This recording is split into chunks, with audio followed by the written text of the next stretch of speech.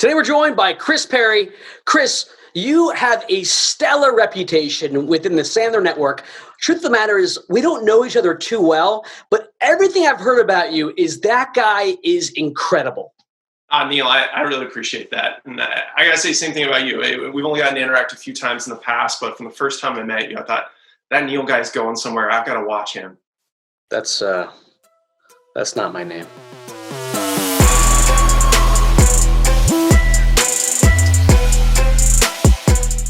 Chris, you and I are both believers in the Stoic philosophy, Stoicism. How do you feel that Stoicism factors in right now and in the world to come? Yeah, great question, Nima.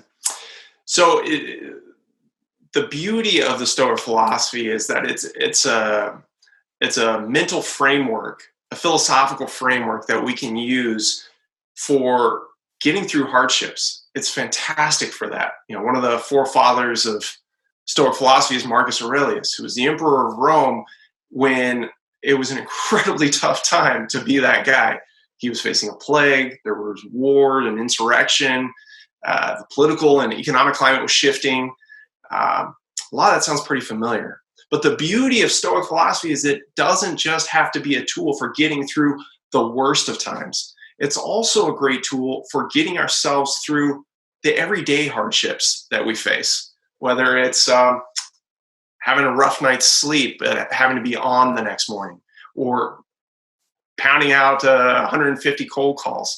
Those little hardships are easier to tackle when we approach them with a lot of the Stoic concepts. Stoicism is a great principle. I feel some people, myself included, have a hard time applying these philosophies in a practical way to the world around them. So, Chris, in your world, how do you take some of these Stoic principles and apply it to your day-to-day? Yeah, great point. There's two that leap out, though there's a lot of them that apply. One is Seneca wrote about practicing misfortune, where he would actually encourage people to set aside time every month to practice hardship. So that could be going without eating for a day or two to see what that is like, or living as a pauper, not spending any money as if you didn't have any money to spend for a couple of days, so that you're building up an endurance to be able to get through the inevitable hardships that come with life. Well, I think from a sales perspective, we should be practicing misfortune as well. So we do that with role play, that we should be cataloging what are the tough conversations I've had? What are the objections I've faced that I've struggled with? And let me practice with a coach, an accountability buddy, a manager, so that when I inevitably get those objections or tough situations again, I'm better equipped to handle them. The other one that I think everybody should be applying, and I know the Sandler network really endorses this, is journaling.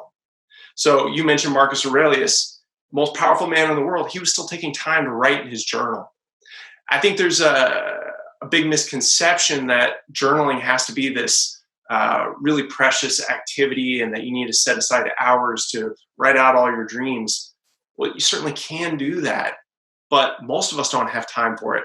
So integrating a very focused journaling practice can be a great way to set us up for success. Yeah, and I love a few things there you shared. I mean, there's a technique and behavior there. The technique around how to effectively role play difficult conversations. And I don't know who I stole this from, but they talk about how you have to be courageous only 5 seconds at a time. You need 5 seconds of courage, repeated over time, and that's what it takes to get through these hardships. So I love that idea, role play, practicing misfortune.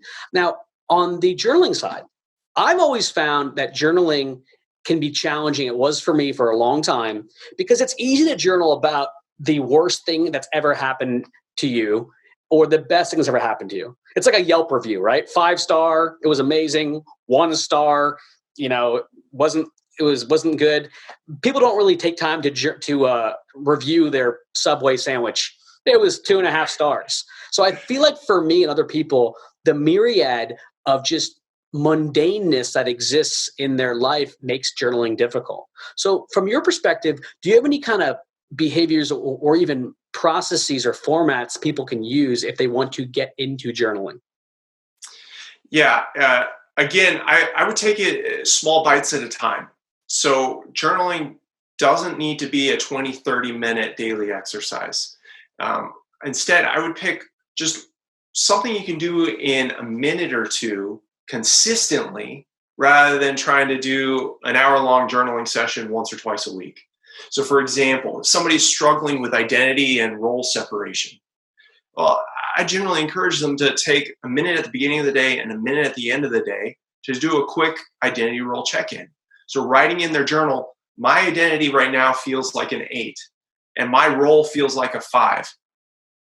Just taking the 15 seconds it takes to write that out is forcing you to think about those two things as separate things. And doing that is going to gradually start chipping away at the sometimes decades of muscle memory that we've developed that my identity and role are the same thing. It doesn't have to be identity versus role, though.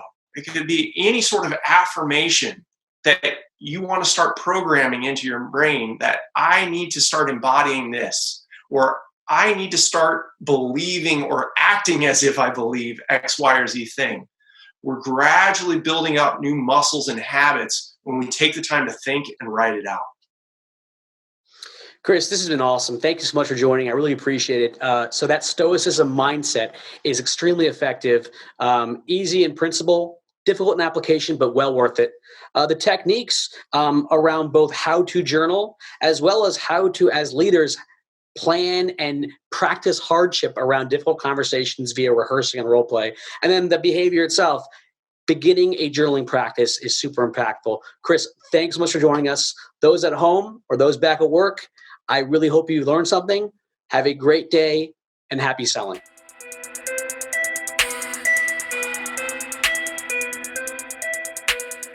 There's a problem in the cockpit. What's that? It's a small room where the pilot sits. That's not important right now. All right. Okay, now let's Stop calling me Shirley. Yeah. Now it's game face. Okay, Right. serious. We're doing serious stuff, Chris. All right. Yeah. I want you to. Yeah. I got a reputation to uphold here, I think.